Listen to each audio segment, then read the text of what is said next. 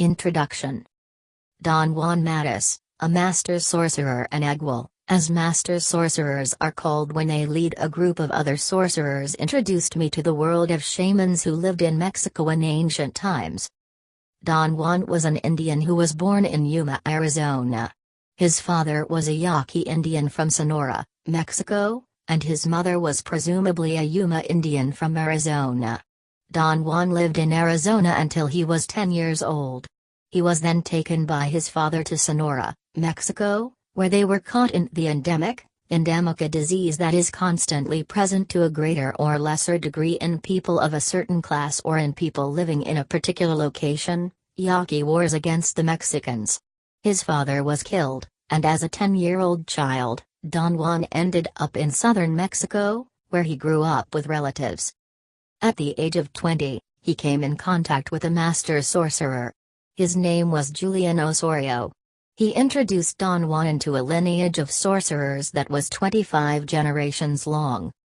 The Nagual Julian was not an Indian at all, but the son of European immigrants to Mexico. Don Juan related to me that the Nagual Julian had been an actor, and that he was a dashing person, a raconteur, a person skilled in telling short accounts of incidents, especially biographical ones, a mime, adored by everybody, influential, commanding. In one of his theatrical tours to the provinces, the actor Julian Osorio fell under the influence of another Nagual, Elias Ulloa, who transmitted to him the knowledge of his lineage of sorcerers. Don Juan Matus, following the tradition of his lineage of shamans, taught some bodily movements which he called magical passes to his 4 disciples, Dacia A. Baylor, Florine de Donnergrau, Carol Figgs, and me. He taught the passes to us in the same spirit in which they had been taught for generations, with one notable departure: he eliminated the excessive ritual which had for generations surrounded the teaching and performance of those magical passes. Don Juan's comments in this respect were that ritual had lost its impetus as new generations of practitioners became more interested in efficiency and functionalism. He recommended to me, however, that under no circumstances should I talk about the magical passes with any of his disciples or with people in general. His reasons were that the magical passes pertained exclusively to each person, and that their effect was so shattering that it was better just to practice them without discussing them. Don Juan Matus taught me everything he knew about the sorcerers of his lineage. He stated, asserted, affirmed, and explained to me every nuance of his knowledge. Therefore, everything I say about the magical passes is a direct result of his instruction. The magical passes were not invented. They were discovered by the shamans of Don Juan's lineage who lived in Mexico in ancient times while they were in shamanistic states of heightened awareness. The discovery of the magical passes was quite accidental. It began as very simple queries about the nature of an incredible sensation of well-being that those shamans experienced in those states of heightened awareness when they held certain bodily positions, or when they moved their limbs in some specific manner. Their sensation of well-being had been so intense that their drive to repeat those movements in their normal awareness became the focus of all their endeavors. By all appearances, they succeeded in their task, and found themselves the possessors of a very complex series of movements that, when practiced, yielded them tremendous results in terms of mental and physical prowess. In fact, the results of performing these movements were so dramatic that they called them magical passes. They taught them for generations only to shaman initiates on a personal basis following elaborate rituals and secret ceremonies. Don Juan Matus, in teaching the magical passes, departed radically from tradition. Such a departure forced Don Juan to reformulate the pragmatic goal of the magical passes.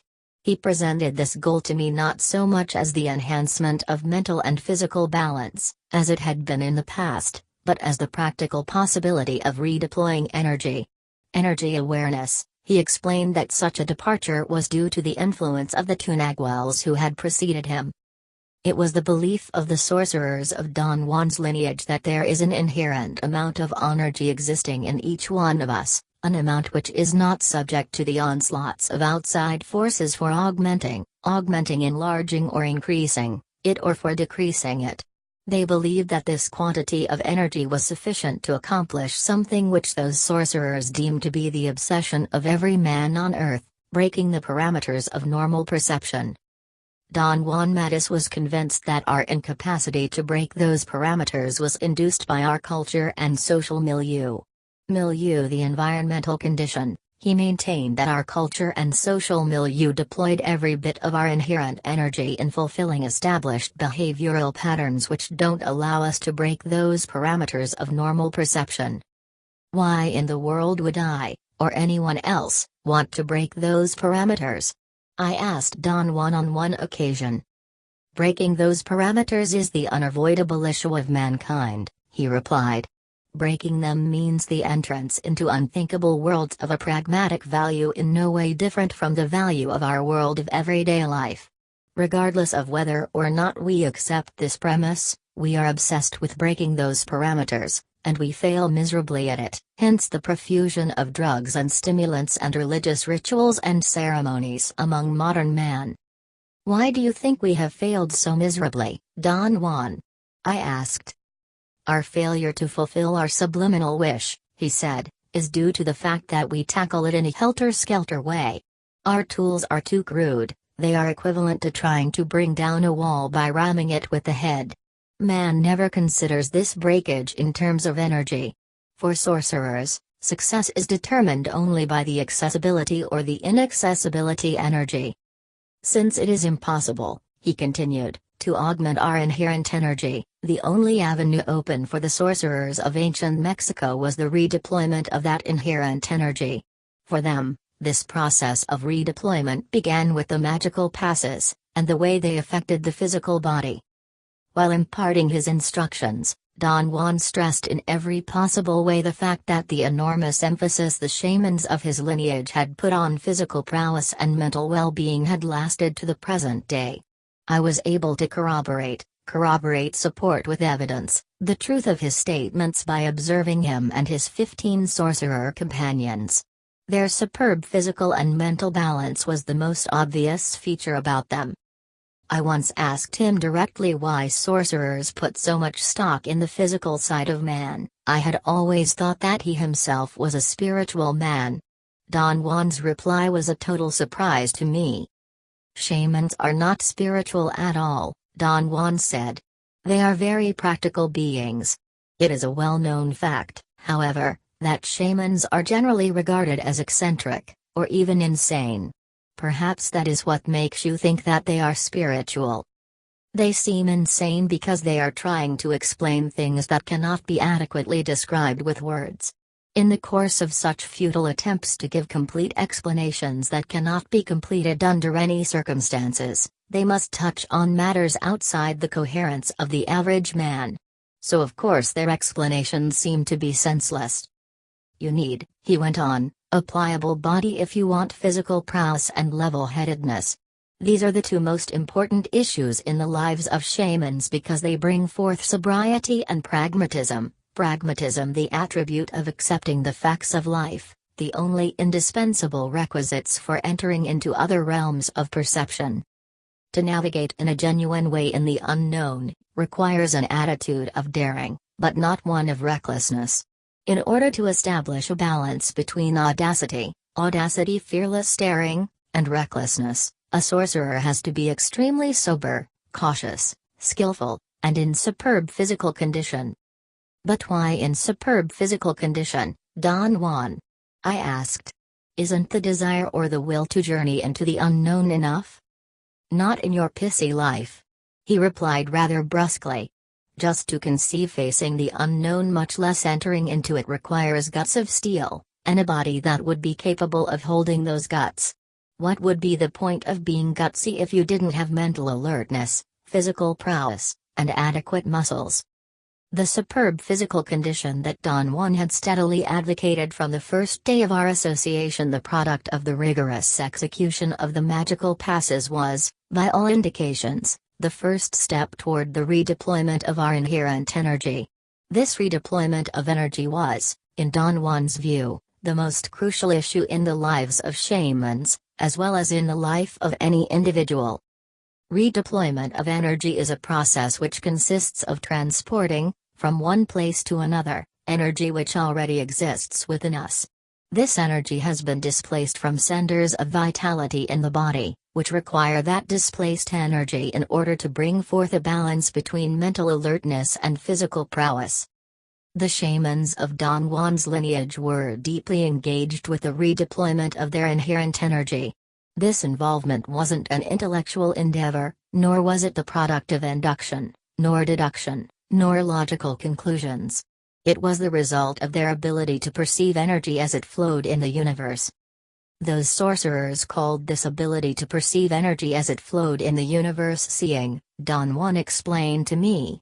They described seeing as a state of heightened awareness in which the human body is capable of perceiving energy as a flow, a current, a wind-like vibration. To see energy as it flows in the universe is the product of a momentary halt of the system of interpretation proper to human beings.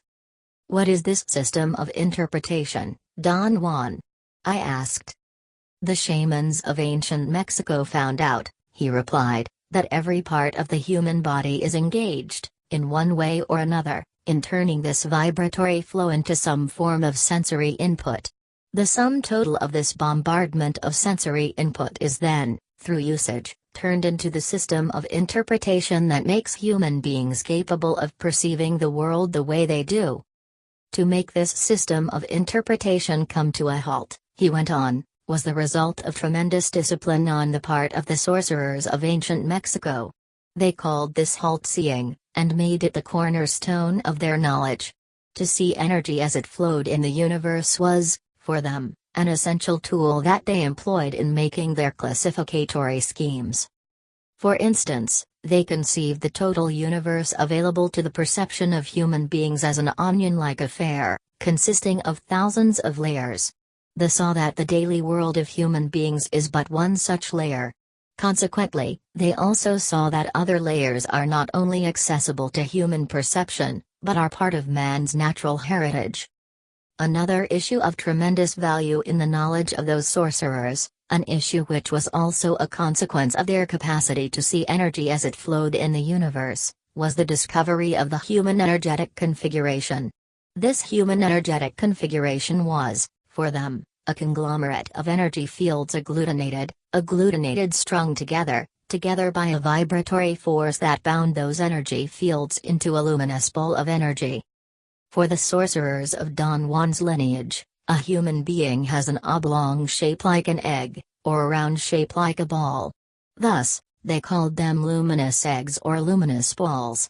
This sphere of luminosity was considered by them to be our true self, true in the sense that it is irreducible in terms of energy. It is irreducible because the totality of human resources are engaged in the act of perceiving it directly as energy. Those shamans discovered that on the back face of this luminous ball there is a point of greater brilliance. They figured out through their processes of observing energy directly that this point is key in the act of our turning energy into sensory data, and then our interpreting it. For this reason, they called it the assemblage point, and deemed that perception is indeed assembled there. They described the assemblage point as being located behind the shoulder blades, an arm's length away from them. They also found out that the assemblage point for the entire human race is located on the same spot, thus giving every human being an entirely similar view of the world. A finding of tremendous value for them, and for shamans of succeeding generations, was that the location of the assemblage point on that spot is the result of usage and socialization.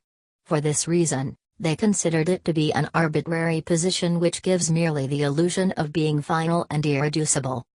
A product of this illusion is the seemingly unshakable conviction of human beings that the world they deal with daily is the only world that exists, and that its finality is undeniable.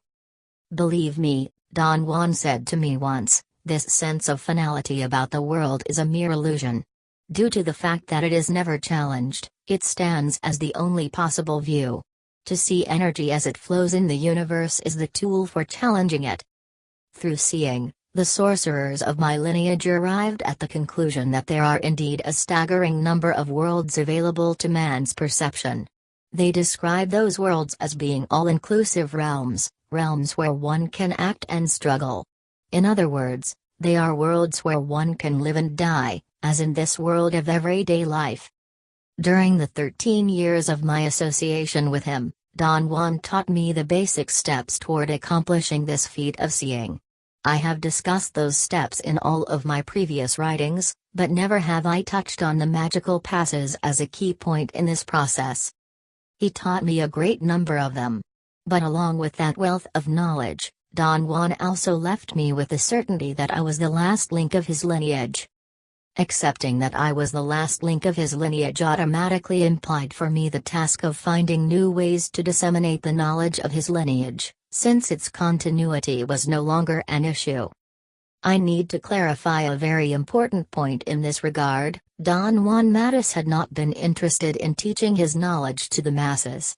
He had been interested in perpetuating his lineage. His 3 other disciples and I were chosen, he said, by the Spirit itself. He had no active part in those choices. He said we were the means to ensure his lineage's perpetuation. Therefore, he engaged himself in a titanic effort to teach us all he knew about sorcery, or shamanism, and about the development of his lineage. In the course of training me, he later came to realize that my energetic configuration was so vastly different from his own that it couldn't mean anything else but the end of his line. I told him that I resented enormously his interpretation of whatever invisible difference existed between us. I didn't like the burden of being the last of his line, nor did I understand his reasoning. The shamans of ancient Mexico, he said to me once, believed that choice, as human beings understand it, is the precondition of the cognitive world of man, but that it is only a benevolent interpretation of something which is found when awareness ventures beyond the cushion of our world, a benevolent interpretation of acquiescence. Acquiescence, acceptance without protest. Human beings are in the throes of forces that pull them every which way. The art of sorcerers is not really to choose, but to be subtle enough to acquiesce. Sorcerers, although they seem to make nothing else but decisions, make no decisions at all, he went on. I didn't decide to choose you, and I didn't decide that you would be the way you are. Since I couldn't choose to whom I would impart my knowledge, I had to accept whomever the Spirit was offering me. And that person was you, and you are energetically capable only of ending, not of continuing. He maintained that the ending of his line had nothing to do with him or his efforts, or with his success or failure as a sorcerer seeking total freedom. He understood it as something that had to do with a choice exercised beyond the human level, not by beings or entities, but by the impersonal forces of the universe. Finally, I came to accept what Don Juan called my fate. Accepting it put me face to face with another issue that he referred to as locking the door when you leave. That is to say, I assumed the responsibility of deciding exactly what to do with everything he had taught me and carrying out my decision impeccably. First of all, I asked myself the crucial question of what to do with the magical passes, the facet of Don Juan's knowledge most imbued with pragmatism and function. I decided to use the magical passes, and teach them to whoever wanted to learn them. My decision to end the secrecy that had surrounded them for an undetermined length of time was, naturally, the corollary of my total conviction that I am indeed the end of Don Juan's lineage. It became inconceivable to me that I should carry secrets which were not even mine. To shroud the magical passes in secrecy was not my decision. It was my decision, however, to end such a condition. I endeavored from then on to come up with a more generic form of each magical pass, a form suitable to everyone. This resulted in a configuration of slightly modified forms of each one of the magical passes. I have called this new configuration of movements tensegrity, a term which belongs to architecture, where it means the property of skeleton structures that employ continuous tension members and discontinuous compression members in such a way that each member operates with the maximum efficiency and economy. In order to explain what the magical passes of the sorcerers who lived in Mexico in ancient times are, I would like to make a clarification. Ancient times meant, for Don Juan, a time 10,000 years ago and beyond, a figure that seems incongruous if examined from the point of view of the classificatory schemes of modern scholars. When I confronted Don Juan with a discrepancy between his estimate and what I considered to be a more realistic one, he remained adamant in his conviction. He believed it to be a fact that people who lived in the New World 10,000 years ago were deeply concerned with matters of the universe and perception that modern man has not even begun to fathom. Regardless of our differing chronological interpretations, the effectiveness of the magical passes is undeniable to me, and I feel obligated to elucidate, make clear and more understandable, the subject strictly following the manner in which it was presented to me. The directness of their effect on me has had a deep influence on the way in which I deal with them. What I am presenting in this work is an intimate reflection of that influence.